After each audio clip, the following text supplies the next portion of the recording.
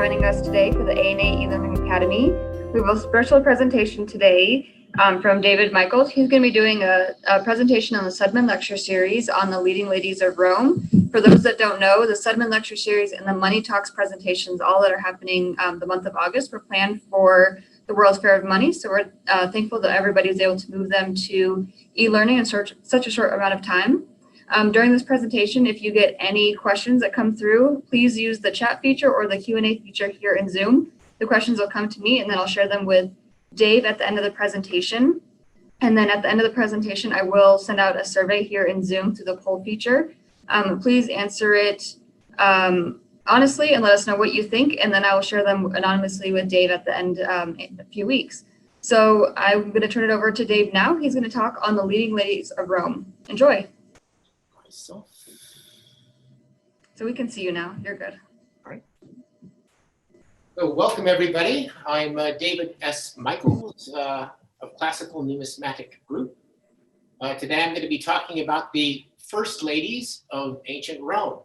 And those who know me know that I can't resist dressing for the occasion. So today I'm portraying a retired Praetorian guardsman whose job it was once to guard one of these first ladies, Faustina the Elder.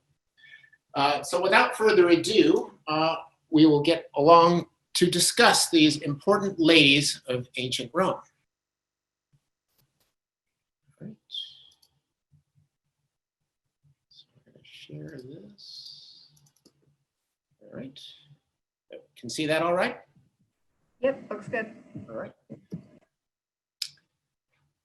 Now, the first ladies of Rome are a very fascinating bunch. I'm calling this lovers, mothers, dreamers, and schemers, because a number of them did indeed engage in a lot of scheming and plotting. Coins and Tales of the Roman Empresses. Now, Rome was very much a society by and for men. It was a very male-oriented, one would say a patriarchy. So finding Roman Latin quotes about women, they tend to be rather negative and derisive. But I found a few here. Virgil in the Aeneid says, Dux femina facti, a woman leads the events. Ovid, that erotic poet of the first century, says, Dulci puella malum est, woman is a sweet poison. And there's a Latin proverb that goes, a silent woman is always more admired than a noisy one. But put against them is a more modern quote, one that's been attributed to people as diverse as Eleanor Roosevelt and Marilyn Monroe. Well-behaved women seldom make history. An excellent book called Women in Ancient Rome, written, oddly enough, by a man, Paul Crystal, says the history of women in ancient Rome is fascinating and exhilarating. It gives insight into one of the most dynamic, successful, superpower civilizations the world has ever seen, and at the same time illuminates a number of admirable, exciting, evil, slatternly, that's a great adjective, and dangerous women, fighting to be heard and seen in a world run by men for men. So let's take a look at what was expected of women in Roman society. It was a patriarchy, but women played a very important role. They were first and foremost raised to be mothers and wives. So the institution of marriage, connubia, is very important. A lot of plaques show this marriage ceremony, and the ceremonial clasping of hands was very important as part of that. A woman was expected to be pious and to be sort of the center of worship in the household. So this is illustrated by the Vestal Virgin, which is a very important religious sect, a priesthood, a priestesshood, one might say, in ancient Rome, composed of ladies who pledged their lives to the goddess Vesta. A woman was expected to maintain her household and to be industrious, and part of that was spinning wool. So here we have this fresco from Pompeii that shows the woman with the distaff and the spindle. The distaff is often a term used to describe feminine life in ancient Rome. So when you hear the term the distaff side, that refers to this particular little item right here. A woman was supposed to be modest and virtuous, modesty exemplified by this portrait. A woman's clothing in ancient Rome was not the sort of va-va-va-boom you see in a lot of movies. It was very, very, women were very swathed up and very wrapped up, so there wasn't a lot of skin showing. And if a woman was ever violated, she was expected to guard her chastity jealously, violated outside of marriage. You see what happened to Lucretia. She couldn't live with the stain of being violated by Tarquin, one of the sons of Tarquin, the tyrannical Roman king. So she thrust a dagger into her own heart and thus launched the Roman Republic. It was one of the very important early stories of the Roman Republic. And first and foremost, a woman was supposed to be a mother and to raise her children in all of the precepts of ancient Rome that made Rome such a great civilization.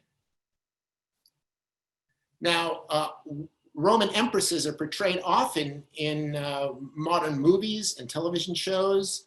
And how do they exemplify those virtues? No, not exactly what you'd call an ideal woman, but they certainly did make history. You've got Sean Phillips portraying Livia and I, Claudius. Whoever watched that series when they were growing up in the 70s, she was unforgettable. She was really the driving force behind the whole series. And she was the one who schemed relentlessly to make sure that her son, Tiberius, became the next emperor. Alice Headley in HBO's Rome portrayed Livia as a young girl, and even then she was quite calculating, easily the match of Augustus, her husband. If you ever saw I, Claudius again, one of the most memorable sequences was the scene with Messalina, who became a paradigm for the wanton, promiscuous and crazed lady, Roman lady, and sort of a paradigm for empresses in a lot of minds. She was excellent in that role. She had old Claudius wrapped around her little finger. Connie Nelson in Gladiator, a more recent movie, although it's 20 years old. Oh, it's hard to believe that, but she portrayed Lucilla, who we'll meet a little bit later. And then Poppaea, the wife of Nero, was portrayed by Patricia Laffin in a very memorable turn. That's a great picture of her. And just to look at those eyes there, that gives you an idea there's quite a bit going on behind the scenes. So those are the Roman ladies of media and myth, so to speak. Let's meet some real ones. It took a long time for living Roman women to appear on Roman coins. Although female figures appeared on them for the very beginning, the goddess Roma, for example, appears on all of the early Roman Republican coins. But the first woman, identifiable living woman to appear on a coin was Fulvia. And in fact, the first several were all wives of Marc Antony, or the ones that appeared on coins. Marc Antony, the triumvir, the right-hand man of Caesar. Fulvia was his wife when he gained power, and she was quite a political woman in a way that was just very unusual and very frowned upon by larger Roman society, but it's very political. She appears on this coin, little quinarius, silver quinarius issued in Gaul, but she's not really depicted as herself. She's not named, so to speak, but her portrait is unmistakable. She's shown as Victory. See the little wing at her shoulder there. But also note the hairstyle. This shows up on a lot of ladies of the 1st century BC, early years AD. This little node, this little flip at the front, and the little tight bun at the back. Very modest hairstyle, but stylish at the same time. Marc Antony's next wife was Octavia, the sister of Octavian, his triumviral partner. She was supposed to be very much a paradigm, a model of Roman virtue, virtuous Roman womanhood. She appears both jointly on the coins issued in the East, at the city of Pergamum in the East. These big silver sestophori, very impressive coins and still found in some numbers today. So you see her actually co-joined portrait with Marc Antony here. And on an alternate issue, you have Marc Antony on the front and a bust of Octavia on the back. And then of course, Marc Antony's next wife was Cleopatra. At least she was married in the Egyptian sense. The Romans never accepted her certainly as his wife, but his throwing over of Octavia to take up with Cleopatra in about 36 BC led directly to the civil war that ended up in his destruction and that of Cleopatra. One of the shocking events along the way was the issuing of this silver denarius, not from Rome, but from the city of Alexandria. with her portrait co-joined with his. In fact, although this is oriented to show him on the obverse, there's equal evidence that she's on the obverse.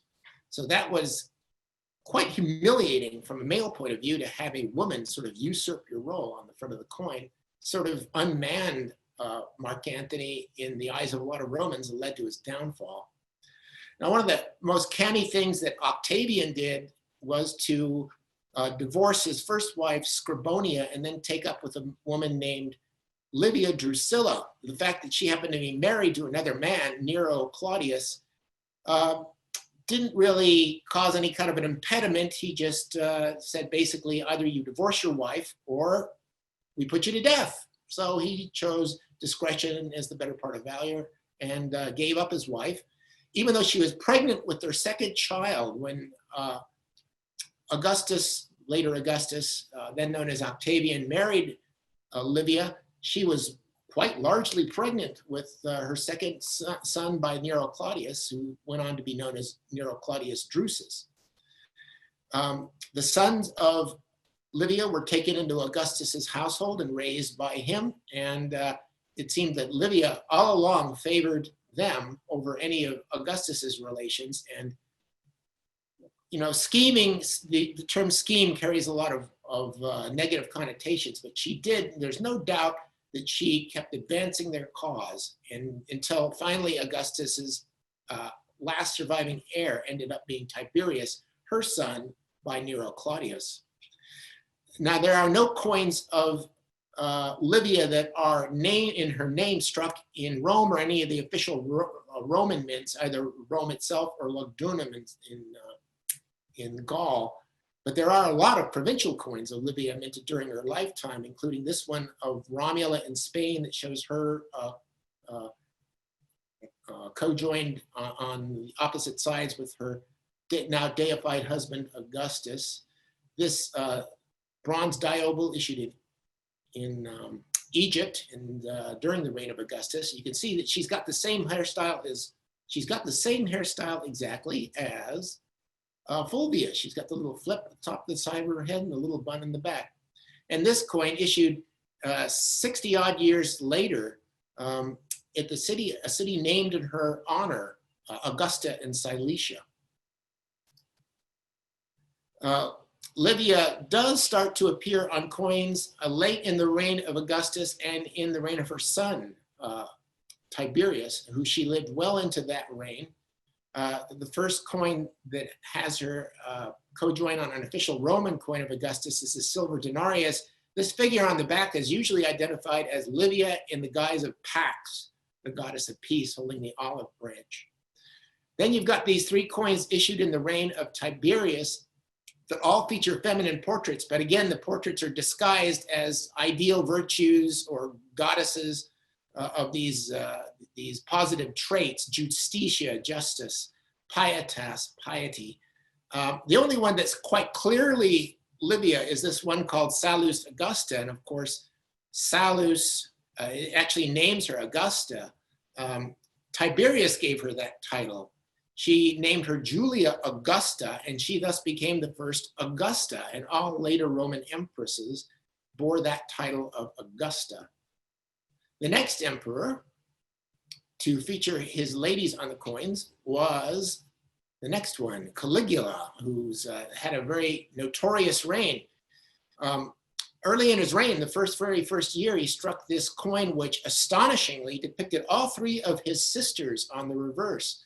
And they're not just sort of as anonymous goddesses, they are named explicitly. You've got Agrippina Jr. on the left, Drusilla in the middle, and Julia on the right. These were his three sisters, whom he loved greatly. Some say he loved them carnally. And there was a lot of tales about incestuous relations between Caligula and his three sisters, specifically Drusilla, the one in the middle, who died early in his reign of a rather mysterious illness. Caligula also honored his mother, Agrippina the Elder. She is held to be an absolute model Roman woman, but she was also quite a stern taskmaster, and she really advanced the cause of her family to the point where Tiberius, she annoyed the emperor Tiberius, and he exiled her and eventually had her starved to death. Caligula rehabilitated her memory and put her on his coins on the other side of this gold aureus. And then in 39, Caligula married a woman named Caesonia, and it's not really known if this coin on the back struck in Spain is Caesonia. It doesn't really name her explicitly, but it's usually identified that way in catalogs. So that would be the only portrait we have of Caesonia. Well, Caligula was assassinated in AD 41. His tyranny had gone about as far as it can go. And the next replacement was his doddering old uncle Claudius, who was quite a kind of a pedant, a scholar, but not an altogether unsuccessful emperor. He honored the women. He, like Caligula, honored his women on the coins. He honored his then sister-in-law, Caligula's mother, with this big coin, this big bronze sestertius of Agrippina. She now deceased. He also honored his deceased mother, Antonia, who was the daughter of Marc Antony and Octavia. So Claudius was a direct descendant of Marc Antony. And his wife, the wife he had when he became emperor, was Valeria Messalina. She was still a teenager, a young, very vivacious, and highly promiscuous woman who had Claudius, just like in the TV series, wrapped around her little finger. She could get away with just about anything. She had a succession of lovers, which culminated in an attempt to usurp the throne from her old uncle, or her old husband. And that went awry. That came a cropper. Claudius found out about him, and he ordered her execution, although very reluctantly. He had to be gotten very drunk in order to sign the execution warrant. So she was the first empress who was put to death while she was regnant.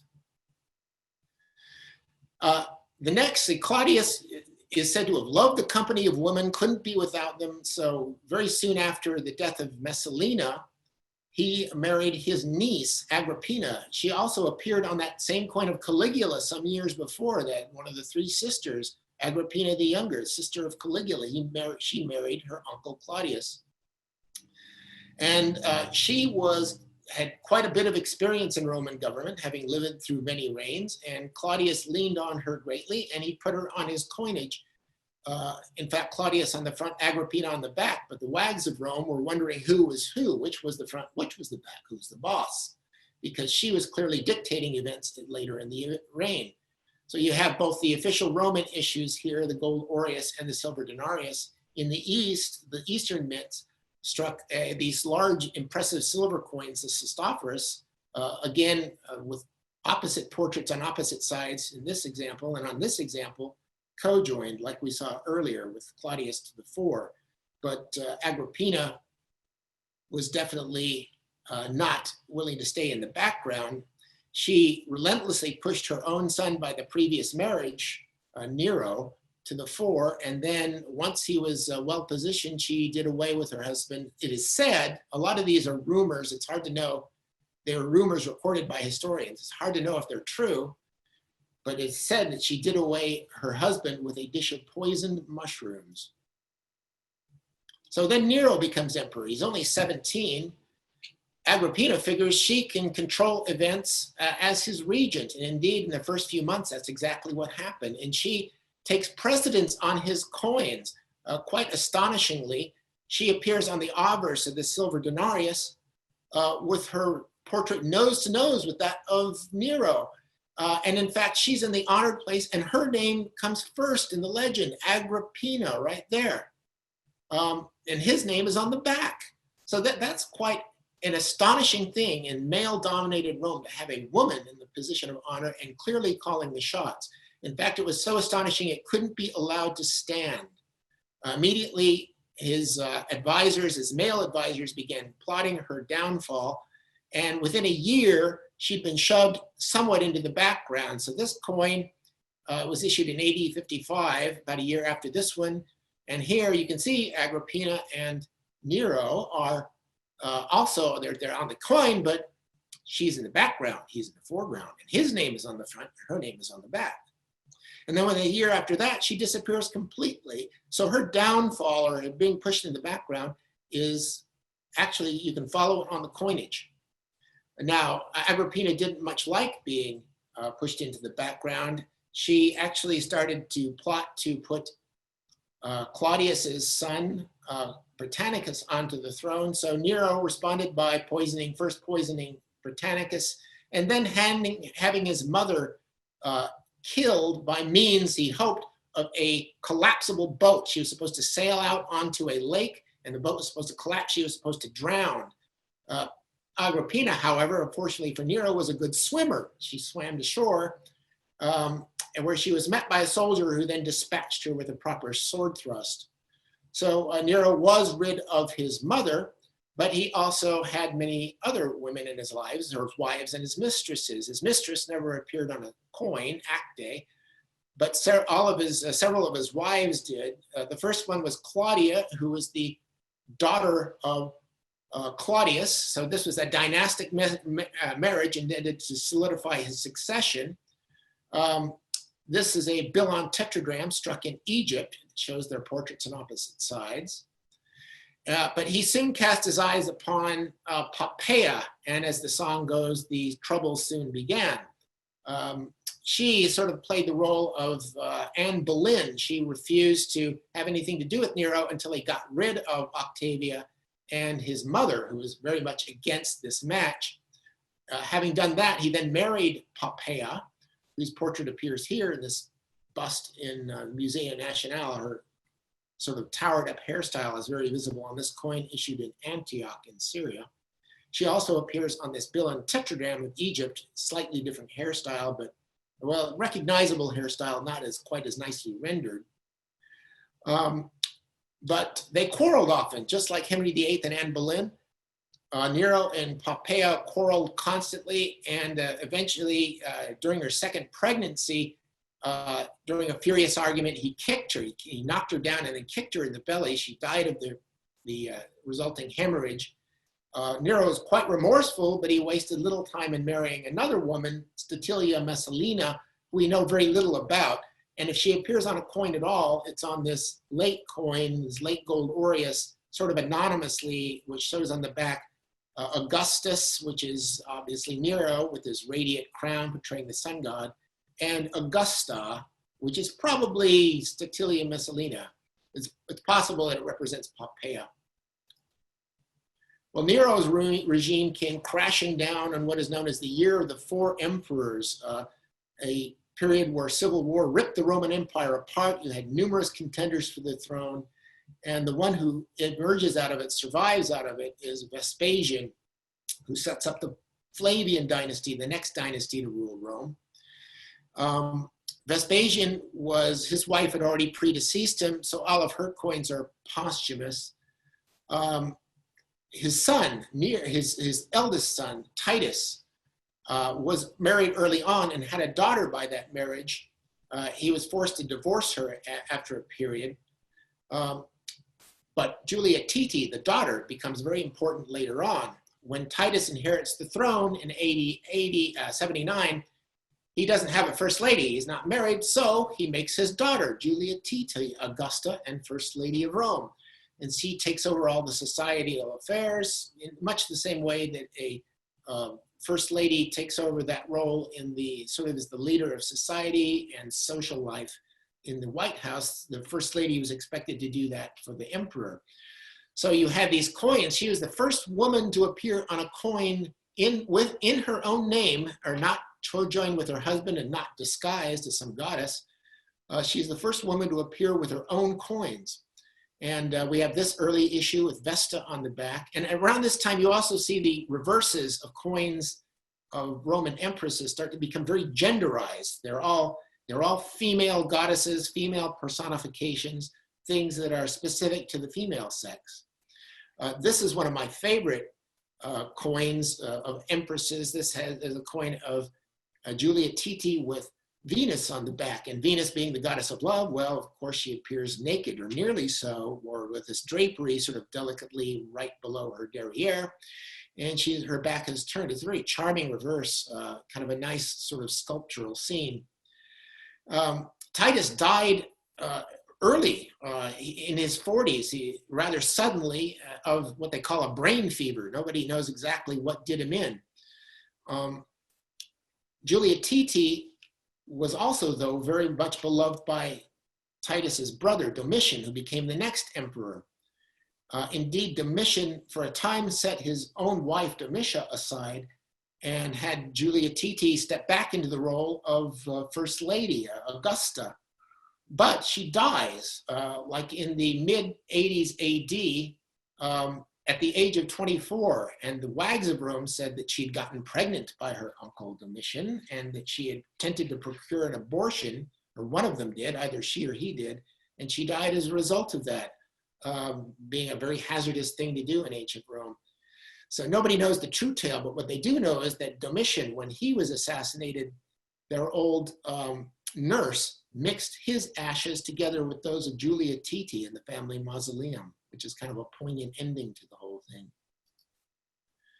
Domitia was quite a formidable lady in her own right. The wife of Domitian, she was the daughter of a general, Corbulo, a very famous general of the first century Roman Empire. She married Domitian in AD 71 and had a very tempestuous relationship with him. As I noted before, she was accused of adultery with an actor named Paris and then banished from the palace for a while. But around the time Julia Titi died, she was invited back in and they reconciled. Apparently there are demonstrations in the streets of Rome to bring her back in. So her coinage is interesting in that one of the early coins features this child on the back. Her and Domitian had a baby. Nobody's sure exactly when it happened, a male child, but he only lived a couple of years and then died. And he is shown as a baby on a celestial globe surrounded by stars, and he's been deified. So he's now the child Domitian Caesar, the deified Domitian Caesar. They had no more children. But Domitia's coins feature the peacock, which might be the first time that this becomes associated with a Roman empress, but it appears on a lot of later coins of Roman empresses. The peacock is sort of the empress's bird, as the eagle is the emperor's bird. And then you have the Sistophorus here, which copies the reverse of Julia Titi with Venus, with her back turned away. Domitia, late in Domitian's reign, learned that she was on one of these death lists that he was circulating around. He became very tyrannical late in his reign. She discovered one of his lists of people to be executed and therefore quickly threw together conspiracy and had Domitian executed instead. So, and she lived long after that, at least 20 to 30 years after the reign of Domitian. So she is credited with ushering in the next age in Roman society, which was a golden age, the age of the 5 good emperors. First among these, really, you had Nerva, who was sort of a stopgap. Then you had Trajan, who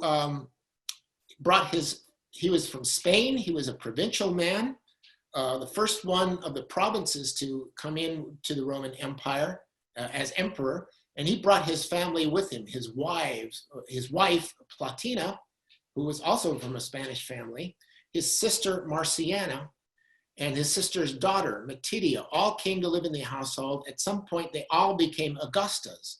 And this sort of set a precedence. If you can have more than one Augusta at the same time, well, why not more than one Augustus ruling in harmony and cooperation? It happened later on. But Plotina is credited with actually arranging the succession of Hadrian, the next emperor. When Trajan was lying on his deathbed, it is said that Plotina actually, that he'd actually died, and that she maintained the fiction that he was still alive by hiring an actor to imitate his voice and inviting the senators and the courtiers in and giving their instructions that way. And she instructed that Hadrian be adopted as Caesar. No formal successor had been named yet.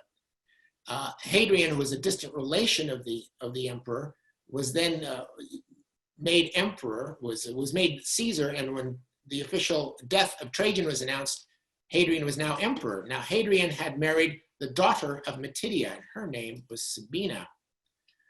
Now, if you know anything about Hadrian's reign, you know that Hadrian was the wandering emperor. He went from one end of the empire to the other on numerous imperial voyages. And on many of these, he brought his wife, Sabina, with him. So he was the wandering emperor. She was the wandering empress, but she also was somewhat of, there's a lot of wondering going on about it too. Hadrian, you see, was famously gay. He tended towards people of his own sex. His great love of his life was not any woman, but it was a young man named Antinous, who was a handsome young man from Bithynia. Hadrian was quite attached to him.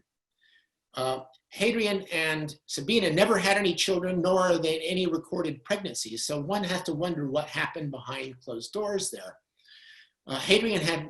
Sabina had her own circle of friends, which included both men and women, including a poetess named Julia Balbilla, who traveled quite a bit along with the imperial entourage, and she chiseled her name wherever they went, especially in Egypt. You find the name of Julia Balbilla.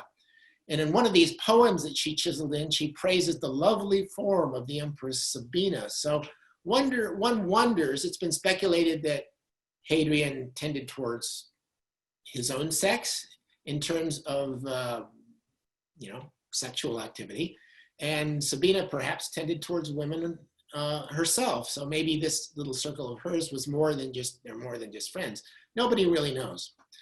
But you have an interesting change in hairstyle that occurs early in the reign. Sabina's early coins show her this very piled up structural hairdo. And then later on, she adopts what is known as the floof, which is sort of a ponytail with this sort of floof of hair above the band, and that sort of sticks with her the rest of the reign. The next emperor was Antoninus Pius, adopted by Hadrian late in his reign. He was not a direct relation, but his wife, Faustina the Elder, was of this Spanish sort of family. It was sort of the Spanish cabal that had been running the empire since the reign of Trajan.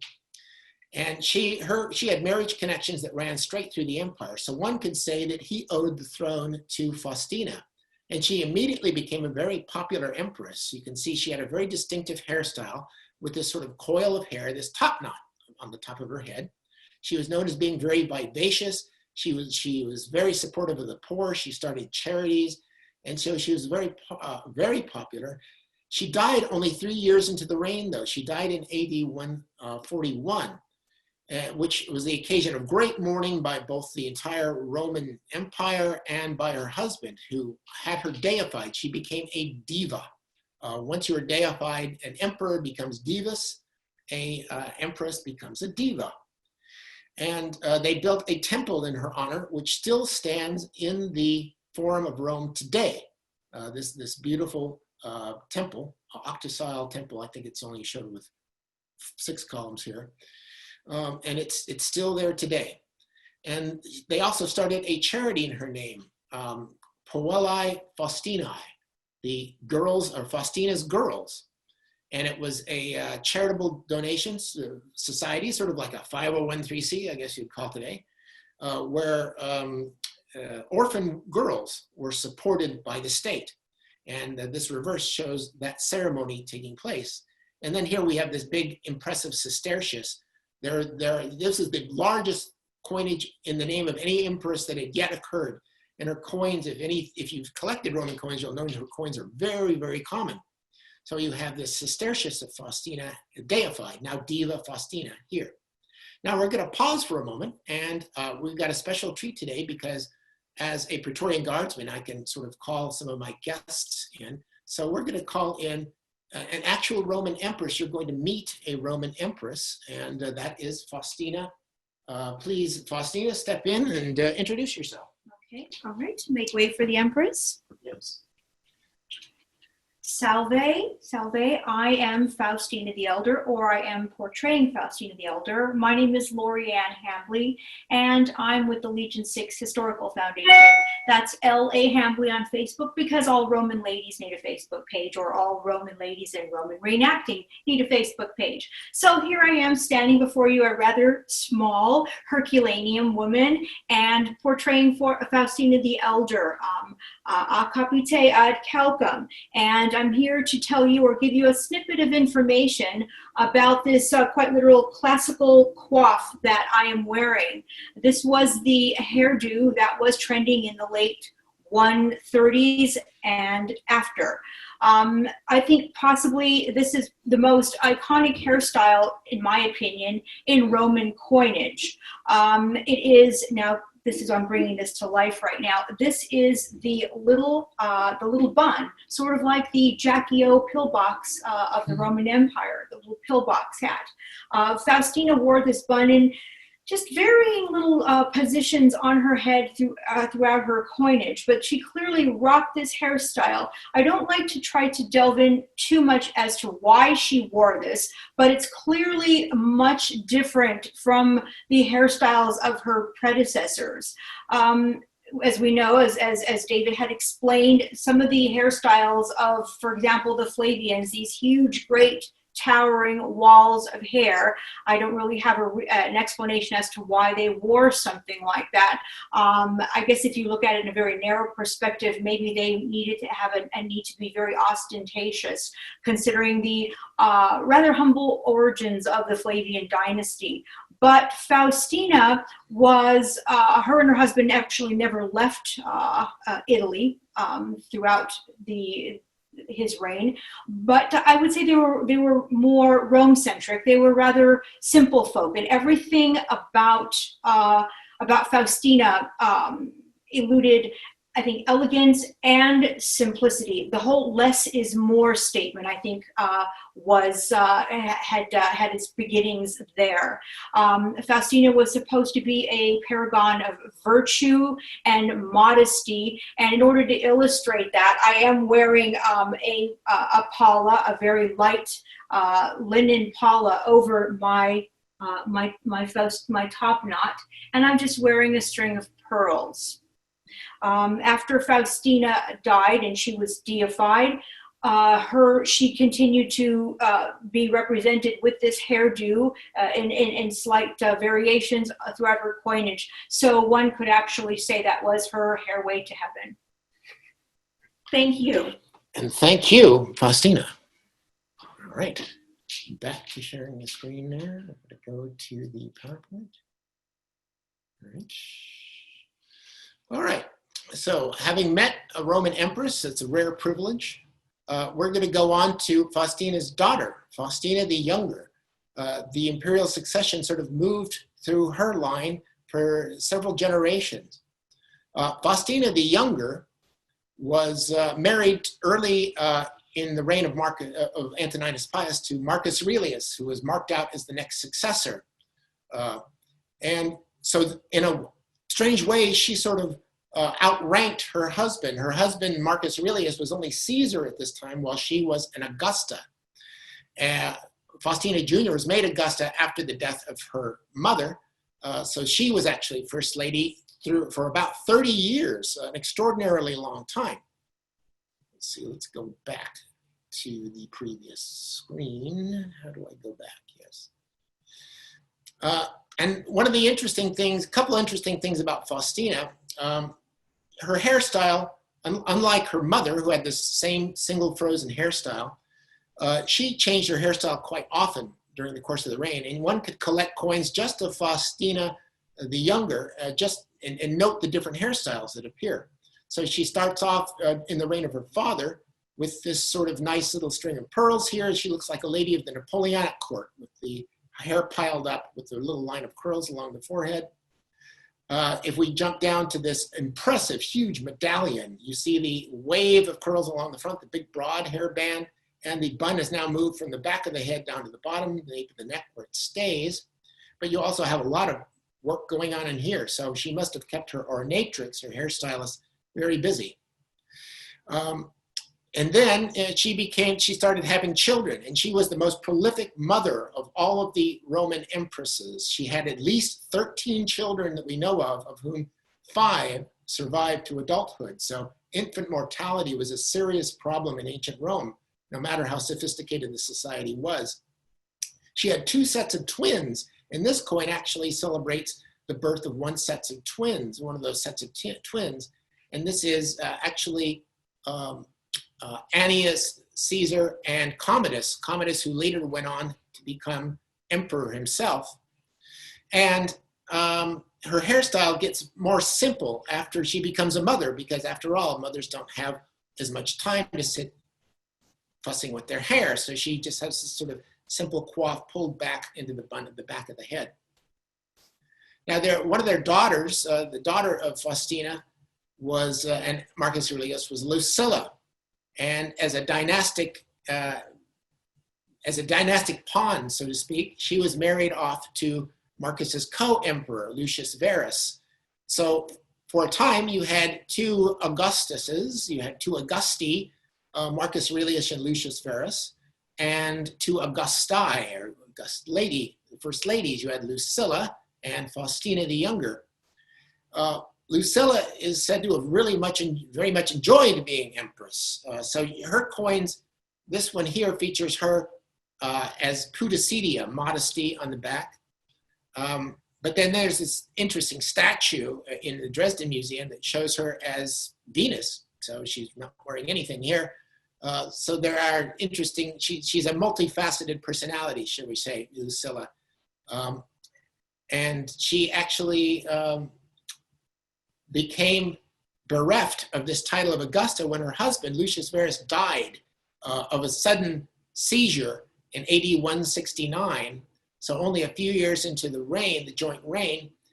And Marcus Aurelius married her off then to a politician, a powerful politician, but still a commoner named Claudius Pompeianus. She lost her title of Augusta. She did not like that. And when her brother, Commodus, became emperor, he was already married to this woman, Brutia Crispina.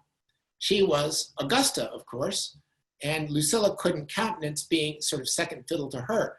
So she commenced plotting against Commodus, engaged one of her lovers, it is said, to plunge a dagger into his heart. But before he could do that, he stopped and said, "This dagger the Senate sends to you." And while he was proclaiming that, he was wrestled to the ground by the Praetorian Guard and disarmed, and the plot came to nothing. Lucilla was banished to an island, as empresses often are when they become inconvenient, and then starved to death. So she met a bad end. Crispina followed her not long after. Commodus was, you see, very full of vice. He was one of the most corrupt Roman emperors. Crispina was a virtuous young lady, and he couldn't stand having her around. She crimped his style. So she is thought to have been banished sometime in the mid-180s and followed the same fate as Lucilla, apparently. This sets the stage for the philosopher empress and the reign of the Severan ladies. And these are some of the most powerful and interesting women ever to hold the position of Augusta. Julia Domna was the wife of Septimius Severus, a man from Africa. She was from Emesa in Syria, which is interesting, a very interesting ethnic mix of Arabs and Syrians, and all sorts of things were going on out there. And she was also very learned, brilliant in her own right, and she gathered around her as empress a circle of philosophers, artists, caused a renaissance in Rome. And it was, nobody speaks ill of her. Very few people speak ill of Julia Domna. Other empresses have their detractors amongst Roman historians, but Julia Domna is lauded by all of them as sort of a model of matronly virtue and of intelligence and of scholarliness, unusual for a woman.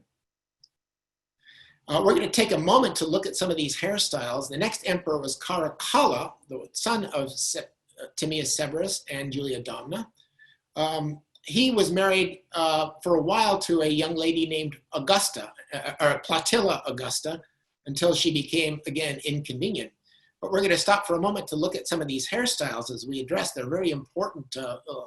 Faustina spoke of hairstyles being sort of the signature of a woman.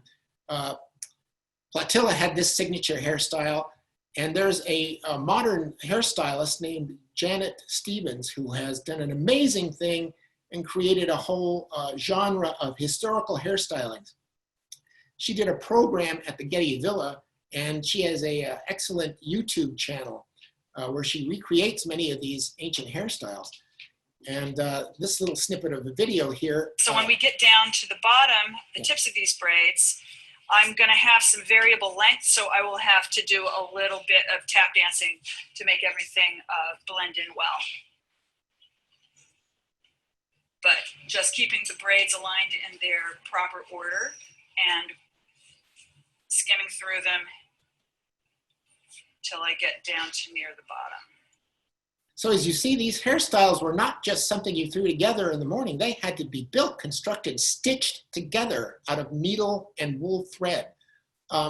Really amazing. And there was a whole class of women known as ornatresses, hairstylists, whose task it was to make the empress or any important woman look good. And here you see the result, which is an excellent evocation of what you see on the coin here. So when we get down to the bottom, we're going to move on from that.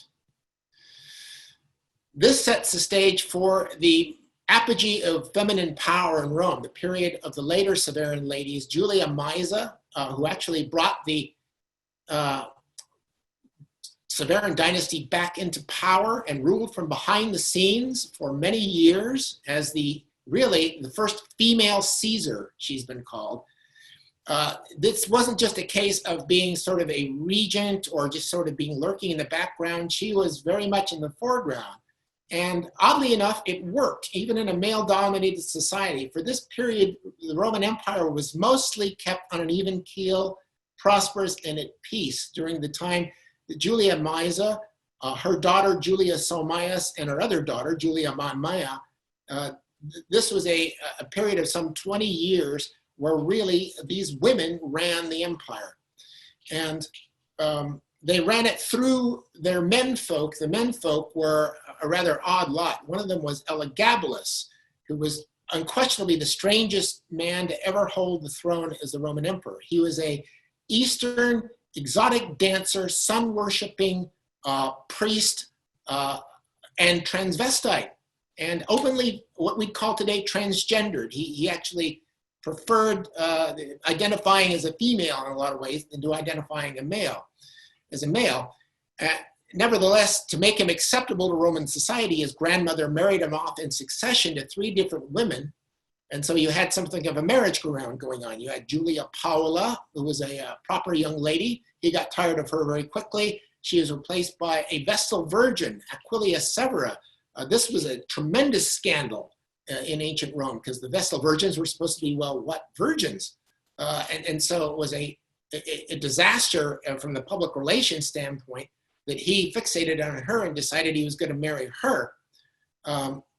This marriage was quickly put out of the way, and then he married in succession Annia Faustina, who was a descendant of Marcus Aurelius and Faustina, but he got tired of her and went back to Aquilia Severa. Now, it's important to note that Elagabalus, while strange, was not tyrannical or cruel particularly. None of these young ladies suffered death or banishment as many other empresses did. But it was nevertheless a bizarre episode in Roman history. Going on into the 3rd century, empresses become somewhat anonymous. We don't know a lot about these women because emperors were being thrown up and cast aside almost as soon as they were proclaimed. And it became a very chaotic time. There was a lot of crisis and a lot of change. Some of the women that appear on coins at that time were Orbiana, the wife of, briefly the wife of Severus Alexander, Tranquillina, briefly the wife of Gordian III. Ottocilia Severa was the wife of Philip, who reigned for about 5 years, and Solanina was the wife of Gallienus, who reigned for 15 years, unusually in this chaotic time. but their personalities remain somewhat opaque to us, although little glimpses pop out, and the coinage, the portraits do help. Moving on into the 3rd century, late in the 3rd century, you have Severina. The Roman Empire was reconstituted by an emperor named Aurelian. His wife was Severina. In 275, Aurelian was assassinated, and there was no immediate contender for the throne ready. So Severina apparently stepped in as a kind of regent and reigned for some weeks or perhaps a month or two while the Senate and the army wrangled over who was going to be emperor. So in a way, she's very important because she could be the first Roman empress to actually reign as by herself without an emperor. Valeria was the daughter of Diocletian, who was head of the Tetrarchy, the one who founded that period in Roman history. And she was used as a marriage pawn. She was married to other members of the Tetrarchy and led a rather dynamic but rather sad life until she was finally executed by one of the later tetrarchs, Licinius, because she refused to marry him. Fausta, the wife of Constantine the Great, she is one of those imperial schemers. She plotted to have her own sons advanced into succession. She brought about the downfall of Constantine's son by a previous marriage, Crispus, and then she plotted to advance her own sons, but her plotting and her role in Crispus's downfall was discovered by Helena, the mother of Constantine. And Fausta was ultimately given the option of death by being smothered in a steam bath, rather uncomfortable way to go. Helena went on to become very important in the church. At some point, she became a Christian, like her son Constantine. She was very devout. She undertook many pilgrimages to the east, including finding the true cross and finding the spear of power that had pierced Christ's side, and founded many churches. And she was thus proclaimed a saint of the early church, and she is a saint in both the Catholic and the Eastern Orthodox religions. We're on the cusp of Byzantium. There was a period of 50 years when no empresses were honored on coins. Then Aelia Flacilla, the wife of Theodosius I, she was honored on the coins of by Theodosius, and she was famous as a benefactress, again, helper of the poor, and was a famous devout Christian, as most of these later imperial ladies were. In fact, the successors of Theodosius, the men, were all rather pathetic creatures. None of them had any backbone. They were poor emperors, and the women that they were married to took a very great role in the running of the empire, and they were much more formidable than the men. The Aelia Eudocia, Aelia Pulcheria, they all seem to have the first name Aelia, and Aelia Verina. All of these were very formidable women. So they did the paradigm of the Roman empress, the powerful and controlling Roman empress of the Severan dynasty. They sort of was a return to that. Now, if we come to the end of the Roman Empire, why would you collect coins of Roman imperial women? Well, there's a lot of good reasons. First of all, it's an attractive set, great portraiture, interesting reverse types, as you've seen. You've got, here's the scene of the empress ascending up to heaven on a peacock, beautiful, beautiful types, great portraits. Most coins are easily obtainable at reasonable prices. It's amazing how many coins were struck of Roman empresses. They're very plentiful. There's very few that are what you'd call rare, so they're widely available. It offers insights into the lives of women in the ancient world and the traits expected to them. We've already addressed some of that. The stories of some of these women are exciting and entertaining, and yes, it must be said, lurid. So if you like a great tale, these coins really fit the bill. Others are totally mysterious. You can write your own story, like this lady up in the corner, Cornelia Sapera. We know nothing about her other than that she was married to an emperor. We're not sure exactly which one. Could be Trebonianus Gallus, could be Aemilian. But she was married to an emperor. She had coins struck. You can write your own story about her. If you'd like to collect coins of the Roman empresses, there are a lot of great books you can get. First Ladies of Rome is also known under the title of Caesar's Wives by Annalise Frisenbrook. This coin, The Women of the Caesars by Guglielmo Ferrero, hope I pronounced that right. Women in Ancient Rome by Paul Crystal. The American Numismatic Society has published an excellent book called Diva Faustina about the coinage of Faustina the Elder. And if you're looking for stories about the empresses, the David R. Sear books, Roman Coins and Their Volumes, a 5-volume set, have excellent stories about them and records a lot of the coins. And also I would add David Vage's book, if you can find it, History and Coinage of the Roman Emperors. That's an excellent book too. There's a lot of information about the women. So from here on out, I'm going to turn the story, the follow-up story, over to Prue Fitz, who's going to talk about Byzantium. That's her specialty, which is the next phase in this whole story of Roman emperors and empresses. And now I'm prepared. If anybody is interested in providing any questions, I'm here to answer them. Great. Well, thank you, Dave, so much. We really appreciate your time. I have a quick survey that I'm going to launch right now for everybody. You can fill it out. Dave, I do have to say I love that you brought in special guests. We haven't had that yet. And then you were dressed for the presentation. So I really, really appreciate that you've done that. Mm-hmm. One person so far has asked, did your special guest say "Hairway to Heaven"? Well, she does. She does sing it, and she plays it on the guitar too, and it's quite something to listen to. But "Hairway to Heaven," yes, that was a hit in ancient Rome. Yeah, little known fact. Great. All right, so another question's come in. It says, great costume and brief. Do you think putting living women on Roman coins was more of an honorary thing, or was it more of a political scheme?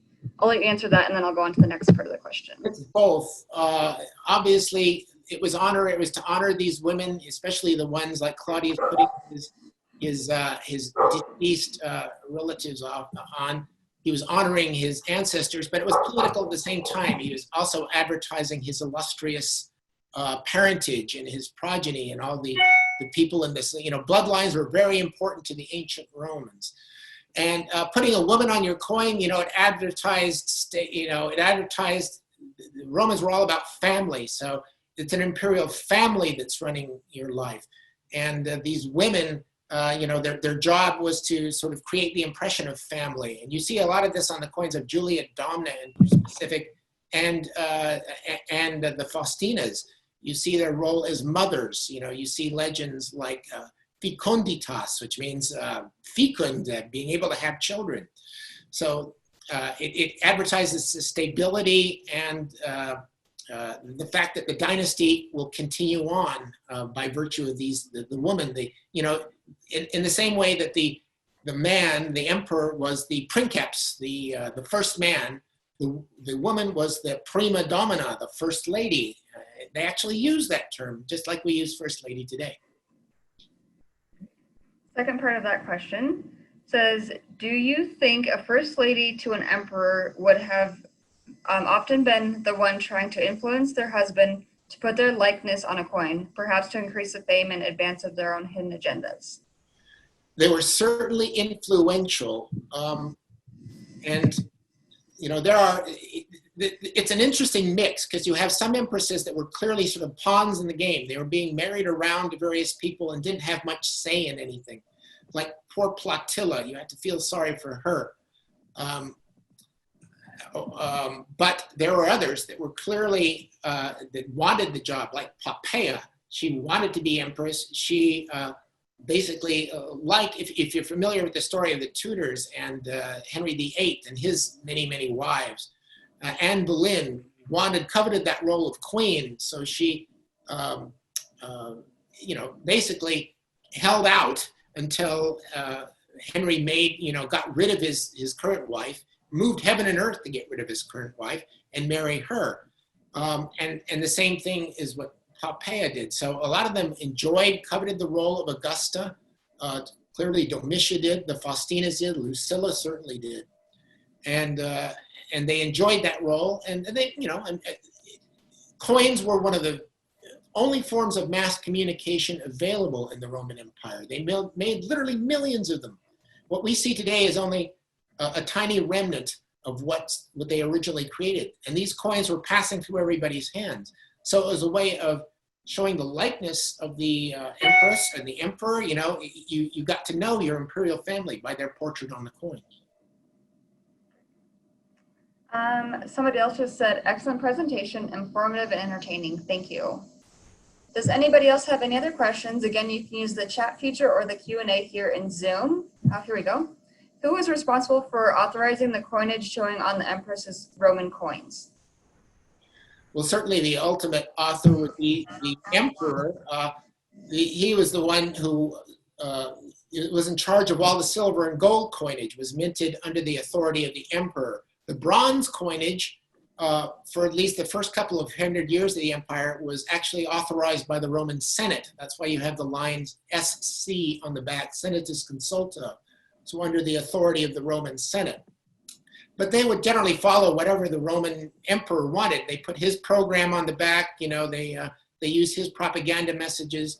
They used the portraits of the people in his family, not necessarily just himself and his wife, but often their daughters, their children, their sons, other people in the dynasty were also pictured on the coins. So ultimately, ultimate authority was the empress, though one might suspect that the emperor was the ultimate authority, but one might suspect that the empress, in a lot of cases, had a lot of say in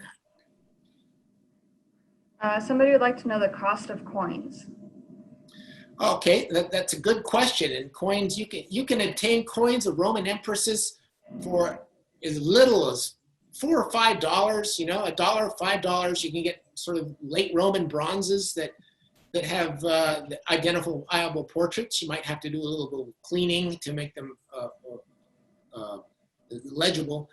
But in general, the coins that we saw today, the silver coins probably are going to range in price between, say, $100 to a few $100s. The gold coins are going to probably start at about $3,000 for a really nice gold coin. The bronzes, you know, a nice, impressive imperial bronze. The large bronzes, the sesterci, for decent examples, can be had for anywhere in the low hundreds up into the thousands. Really, the condition is paramount with those. If it's a really spectacular coin, you can, in terms of conditions, surfaces, it can cost quite a bit. But ones that are maybe have a few problems can be had for a lot less than that. And then the provincial coins are often very affordable. So, you know, it's a hobby that can be stretched to fit any budget. If you've got a lot, you can, you know, if you've got a lot to put into your collection, you can certainly do that. But if you want to collect on a budget, you can certainly do that as well. So it's a hobby that can be joined by anybody, really. Let's see here. I think the same person kind of expanded on their question. It says, what is relative cost of common denarius of an emperor versus that of an empress? In today's terms, not a lot of difference in empress versus emperor. You know, maybe, you know, it's ancient coins kind of are priced on their own merits, and there's not, it's hard to be specific. You know, some empresses are quite rare. Like Julia Titi, her coinage is much scarcer than that of Titus, so her coins are going to be more expensive than those of Titus. Same thing with Domitian versus Domitia. Domitian's coins are very common, so his coins are not that expensive. Domitia, his wife, much more rare. Same thing with Trajan and Plotina. But then you get to the reign of Hadrian. Hadrian and Sabina, the coins are about, you know, there's maybe a few more coins of Hadrian. Sabina is not as rare, but the price difference is not that great. When you get to Antoninus Pius and Marcus Aurelius, it seems like there are just as many coins of the empresses as the emperors, so the prices are about the same. Wonderful presentation, Dave. Appreciate the historical context and the images, especially the colored portraits. Where did you obtain those? The colored portraits are from a gentleman named Danila Longinov, and he has a Facebook site called History in 3D. And he's done an excellent job. He uses a computer program to take a portrait, like a bust, and restore noses and ears and things that might have been broken off, and then colorize them and make them look very, very lifelike. Some of them, you know, if the person walked into the room, you would recognize them immediately. So I really like his work. If you can, go to Facebook, look for his webpage.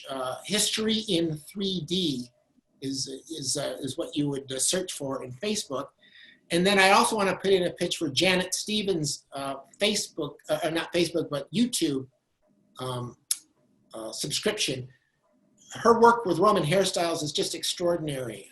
And she's got many, many videos detailing how you create the hairstyles that you see on these coins. She starts with the coin and then she shows how to create the hairstyle out of it. So I would highly endorse a visit to her. Just search Janet Stevens, Stephen's on YouTube, and you will encounter her webpage.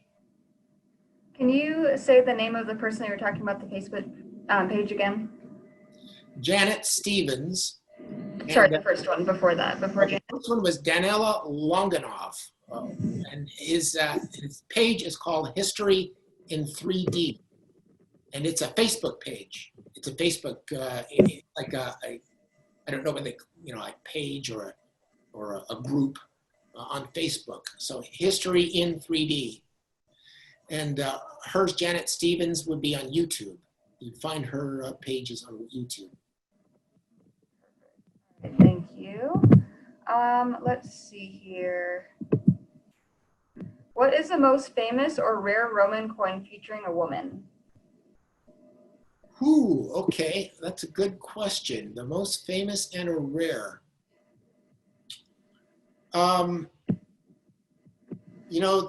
Some of the rarest ones would be like some of these empresses. There's like there's rumored to be a gold coin of Zenobia, who was an empress. Didn't really address Zenobia, but she was an Eastern queen who took the title of empress, and her coins by themselves are quite rare. But there are gold coin. There's at least one gold coin of her that is known that is quite valuable. If it were ever brought to market, it would sell for huge money.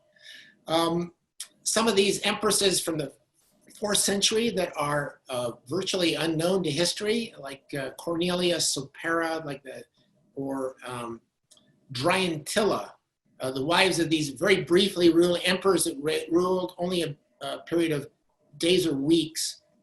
Their wives also appeared on coins and are equally rare. So some of those are quite rare.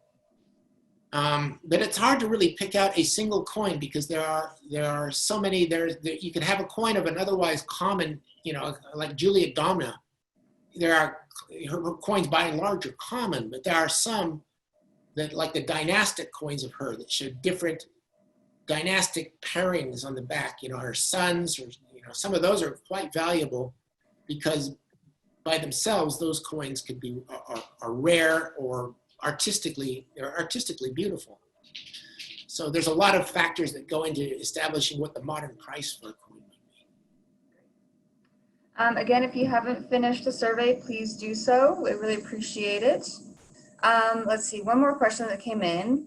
Did portraits of women become individualized during the Antonine period? From what it looks like, women during the Julio-Claudian, and Flavian periods have a mirror to their male counterparts in appearance. I think some of the Julio-Claudian women are pretty distinctive in their portraits. If you compare them, that's why in many cases I put the marble portrait up next to the coin, so you could see that the portrait on the coin was pretty faithful to what the marble portrait looked like. Like Livia's portraits look like her marble and bronze portraits. You're right that some of the Flavian ladies, like Julia Titi and Domitia, Julia Titi looks somewhat like Titus, but then she was his daughter, so maybe there was a family resemblance, and the portrait busts seemed to look like the coins. Domitia, though, looks like a female version of Domitian, and she wasn't, of course, related to him by blood, so maybe that was an effort to just sort of merge the two faces. They do become more, you know, the questioner does raise a good point. There are periods where sometimes the empress looks just like a version of the emperor with longer hair. And, you know, this could be a case of the die engraver back in Rome or wherever he's sitting, not really knowing what the empress looks like, because the emperor has been proclaimed somewhere out on the frontier. And, you know, he knows that, you know, I need a coin of my wife. Well, you know, at some point a bust of the emperor shows up, so you can work from that and create your portrait.